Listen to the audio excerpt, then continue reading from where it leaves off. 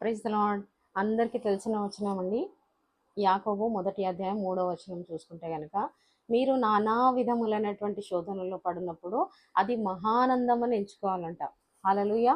ఏంటంట అండి, ఈ వాక్యం చదివేటప్పుడు కొద్దిసేపు అలా ఆగిపోయి ఉన్నాను నేను. ఓకే, ఏంటి ఇక్కడ నానా విధములైనటువంటి శోధనలు అంట. ఏదో ఒక శోధన ఉంటేనే మనం ఏదేదో డెసిషన్స్ తీసేసుకుంటాము, ఏదేదో అయిపోతూ ఉంటుంది, డిస్టర్బ్ అయిపోతాం, ఫ్యామిలీస్ అంతా డిస్ట్రాక్ట్ అయిపోయి ఉంటాయి.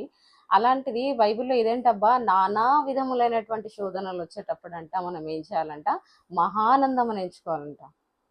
ఇది ఎలా సాధ్యం ప్రభా అని చెప్పేసి మరి నేను ప్రార్థనలో మరి దేవునితో సహవాసంతో మరి అడుగుతా ఉన్నప్పుడు కనబడింది ఏంటంటే, షద్రక్ మేషక్ అబేద్నెగోలను చూపించారండి.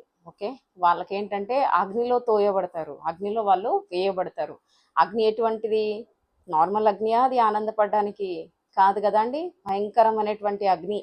సో అటువంటి దానిలో కూడా ముగ్గురు దాంట్లో వెళ్ళిపోయారు. వాళ్ళ ఆనందంతో కాదండి అక్కడికి వెళ్ళింది, కానీ ఆ లోపల ఉన్నది, వాళ్ళతో పాటు ఉన్నది ఏసయ్య. ఓకే, వాళ్ళు ఎవరితో ఆనందంగా ఉంటున్నారు ఇక్కడ అక్కడ అగ్నిలో అంటే, దేవునితో ఆనందంగా ఉండడానికి ఆ యొక్క కఠినమైనటువంటి ఆ యొక్క శిక్ష కూడా వాళ్ళు వెళ్ళారండి.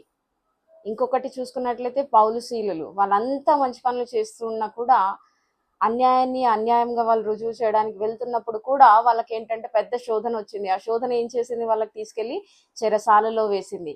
అయ్యో చెరసాలలో పడ్డామే, మరి మనకు ఇబ్బంది కదా, మనకు అవమానకరమైనటువంటిది కదా ఇది అని చెప్పేసి వాళ్ళు అనుకోలేదు. వాళ్ళు ఏం చేశారు అని అంటే, అక్కడ మొదలు పెట్టారండి ఆరాధన చేయడం దేవునికి. ఇంకా మొత్తం భూమి బద్దలయ్యేంత వరకు వాళ్ళు ఇంకా వాళ్ళ ఆరాధనలు ఇంకా ఎక్కడ కూడా ఆగలేదు.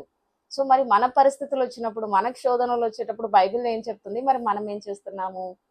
ఇంకా చాలు, నా లైఫ్ అయిపోయింది, ఇక నేను ఏదో చేసుకుంటాను, ఎక్కడికి వెళ్ళిపోతాను, అది చేస్తాను, ఇది చేస్తాను అని చెప్పేసి సెల్ఫ్గా డిస్ట్రాక్ట్ అయిపోయి మనకు మనం హర్ట్ చేసుకొని అనేకులకు హర్ట్ చేసి ఇలా అవుతుందా? లేకపోతే ఆ శోధనల్లో మరి బంగారం నేరితయిగా అయితే మరి కరిగించినప్పుడు, అది మంటలు కరిగించినప్పుడు అది ఏ రీతిగా అయితే ఇంకా సువర్ణం వలె మారుతుందో, మరి అలాగా అవుతుందండి మన బ్రతుకు.